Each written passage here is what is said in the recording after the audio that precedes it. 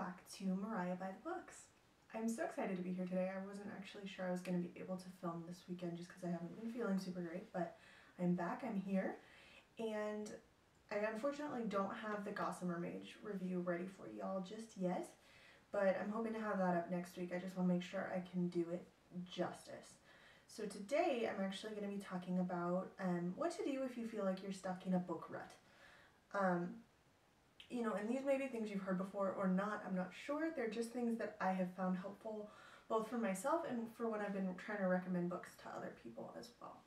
So one of the biggest things I will say is that there really aren't such things as book ruts. I mean, if you're reading, that's great. And so if you're really enjoying what you're reading and you don't really want to switch it up, that's fine. Keep reading what you like. There's nothing wrong with that. But this video is more going to be for people who feel like they've gotten bored of what they've been reading, or they really do want to explore some other genres. So a couple of the things that I've found really helpful. First of all, for me, I really used to only read fantasy.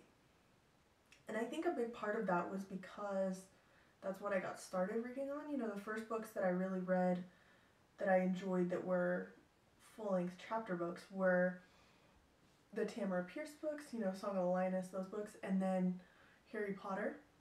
So I think that was just kind of what I knew I liked, and so I kind of stuck with that.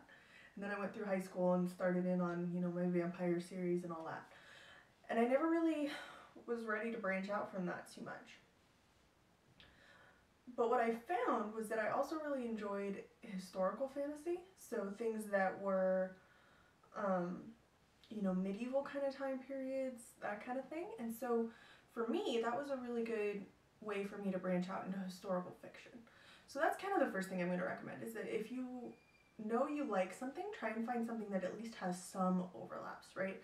So if you really like reading things like The Lord of the Rings or The Mists of Avalon, that kind of stuff, and you jump right into reading, I don't know, The Nightingale, you probably maybe won't like it as much just because it's completely different than what you've been reading. Whereas if you find something that has some parallels to what you've been reading, like perhaps reading Circe or something else that kind of incorporates more of the history and less of the fantasy elements, if that makes sense.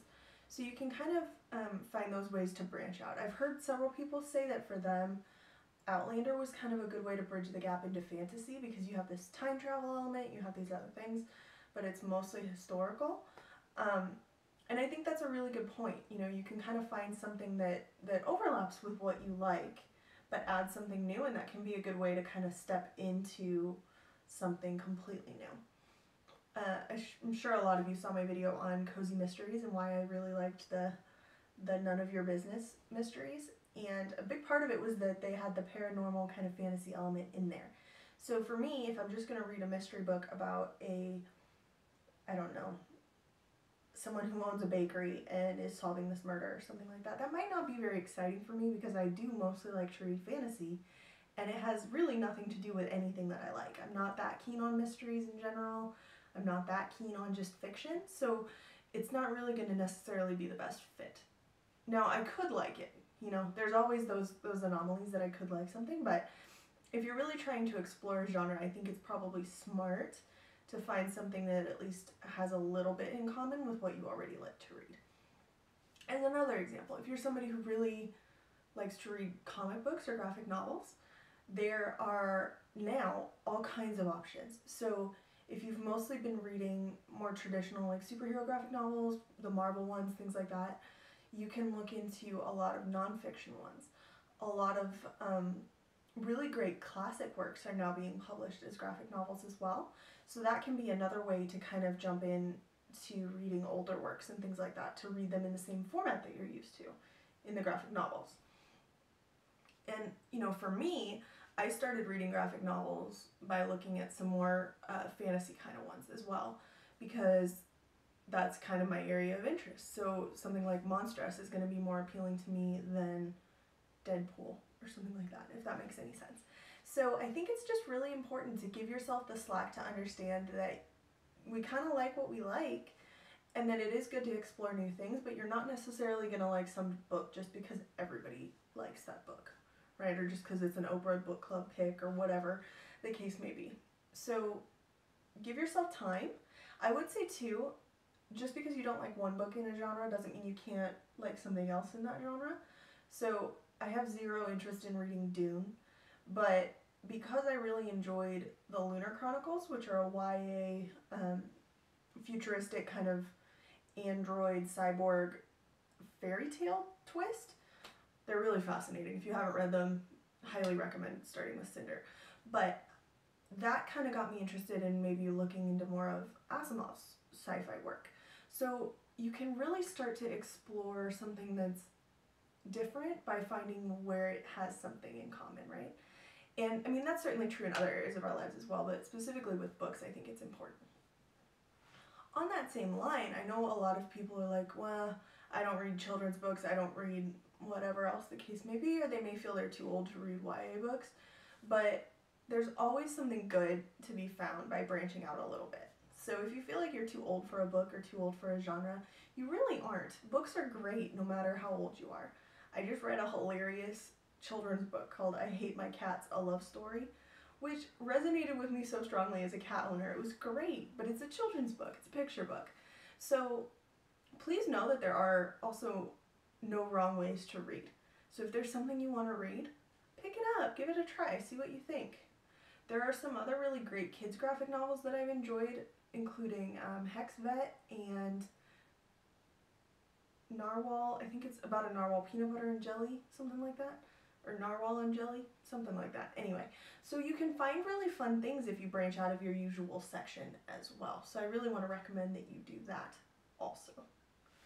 The other thing that I want to mention is that there's absolutely nothing wrong with starting a book and not finishing it.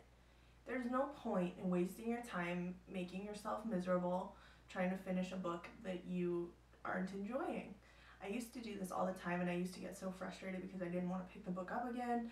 I didn't want to, but I didn't feel like I could start something else, and I didn't feel like I could move on until I'd finished that book. And that's not fair to you, and it's just kind of silly. There are some books that get better as you go, but I find that often we have a pretty good impression of whether or not we're going to like something fairly early on.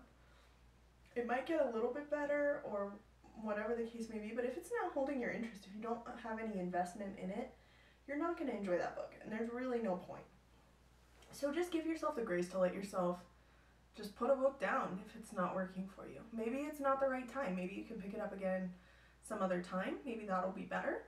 But just let yourself not finish books from time to time if it's not working. And I think you will probably need to do that if you're exploring totally new genres and new books, because you're definitely not going to like everything you pick up. Even in your favorite genre, you probably don't like everything you pick up. And it's harder than you might think to find the authors and the books that are going to resonate with you, especially if you're not a big reader. There's so many books out there being published every day that it makes it really hard to filter out and find the good ones. So with that being said, another really good resource, if you haven't looked into it, might be your favorite authors. So you can find books that your favorite authors have recommended. You can find websites. I think there's one called Literature Map that will give you recommendations based on what you already like. And you can really just reach out on the internet. There's a whole subreddit called Suggest Me a Book, and people have done exactly this, where they ask for recommendations based on the fact that they haven't really been into sci-fi or haven't really been into romance or whatever the case may be, or whatever it is that they're looking for. So you can really rely on other people up to a point to help point you in the right direction for new books. And librarians too are a great resource because they generally are pretty familiar with what's around and what's new and what's out and what's popular. And that can be really helpful. Just don't expect them to have read everything, for sure. We don't have time. But all that to say that I think it can be really easy to feel like we've read everything in a specific genre that we like and we're bored. But there's so much more out there. And I really encourage you to just give it a chance and see what else you can find. You know, if you've mostly been reading modern fiction, maybe try an urban fantasy. Or if you really like cozy mysteries, maybe try one with a fantastical element.